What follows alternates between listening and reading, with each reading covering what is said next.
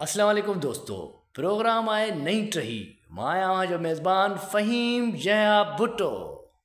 मूंसां गॾु studio engineer आहे सैयद बिशारत हुसैन।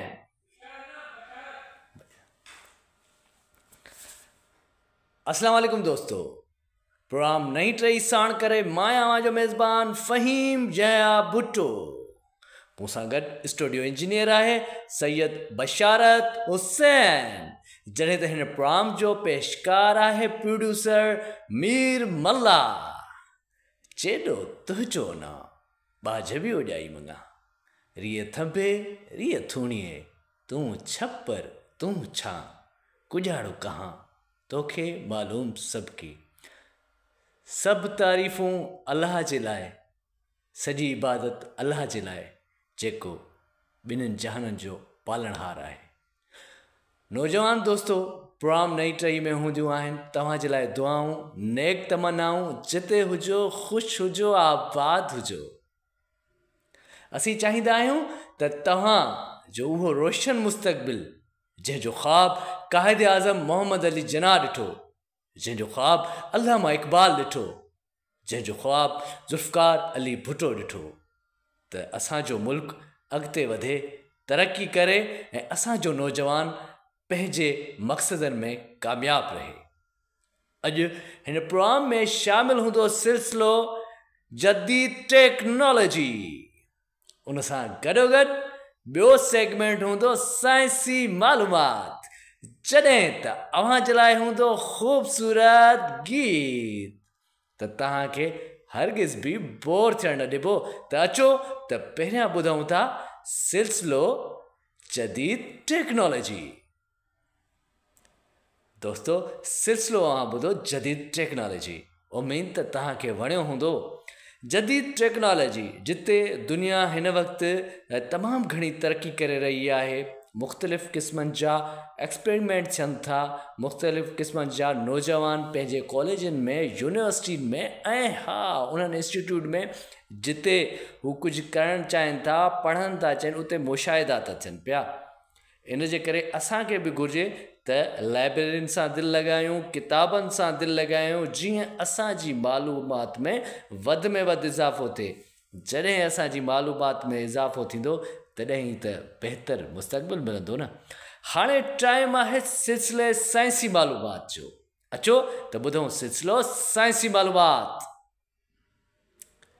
दोस्तों, सिलसिलो साइंसी मालूमात तव्हां ॿुधो, कीअं लॻो तव्हांखे? उम्मीद त वणियो हूंदो। जिते ख़िला में रॉकेट वञनि था, जिते चंड ताईं बि रोबोट पहुचनि था, ख़लाबाज़ पहुचनि था पिया, उते असांजो नौजवान पुठिते कीअं हूंदो? उनखे बि त अॻिते वञिणो आहे, पंहिंजे मक़सदनि में कामयाबी हासिलु करणी आहे। ऐं हा, सिर्फ़ु पंहिंजे मक़सदनि में न, पर पंहिंजे मुल्क जे लाइ बि हिकिड़ो तारीख़ी कमु करिणो आहे, वचन करिणो आहे। हिमालय पहाड़ जहिड़ी वॾी दिलि ठाहिणी आहे, जंहिंसां हू हर पंहिंजे टारगेट खे अचीव करे सघे ऐं अॻिते वधी सघे। पाण त इहो ई चाहींदासूं त ज़िंदगी जा मेला मत लही रहनि ऐं नौजवान तरक़ी कंदा ई रहनि। केॾी ख़ूबसूरत ॻाल्हि कई आहे हिन शाइर बि। अचो त तव्हांखे ॿुधायूं था हिकिड़ो ख़ूबसूरत म्यूज़िक ट्रैक। दोस्तों, म्यूज़िक ट्रैक तव्हां ॿुधो, उम्मीद त तव्हांखे वणियो हूंदो। प्रोग्राम नई टही आहे ॼाण ख़ज़ाने जो नालो। प्रोग्राम नई टही में असां तव्हां ताईं पहुचाईंदा आहियूं अहिड़े क़िस्म जी मालूमात जेका तव्हांजे मुस्तक़बिल में, तव्हांजे शोबनि में ऐं हा जेके दोस्त तालीम जे मैदान में भड़ आहिनि, अॻिते आहिनि, उन्हनि जे कमु अची सघे।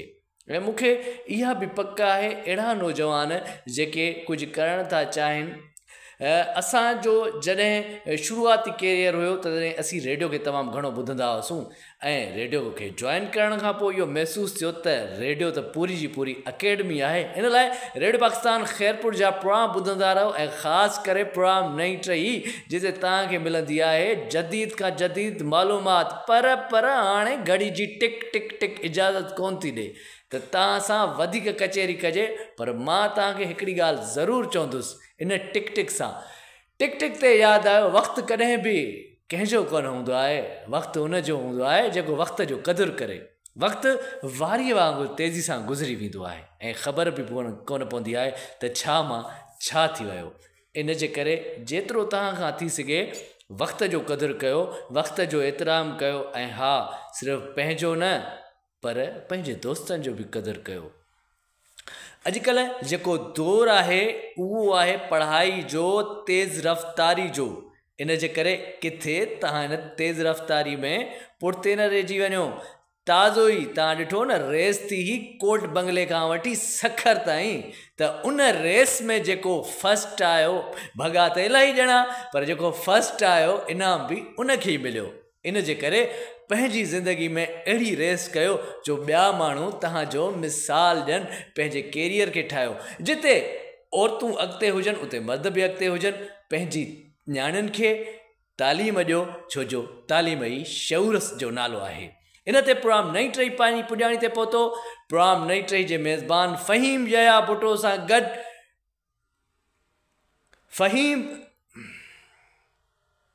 इन ते प्रोग्राम नई टई पंहिंजी पुॼाणी ते पहुतो पंहिंजे मेज़बान फ़हीम जया भुट्टो सां गॾु स्टूडियो इंजीनियर सैयद बशारत हुसैन शाह ऐं हिन प्रोग्राम जे पेशकार मीर मल्ला खे ॾींदा इजाज़त। अल्लाह वाही।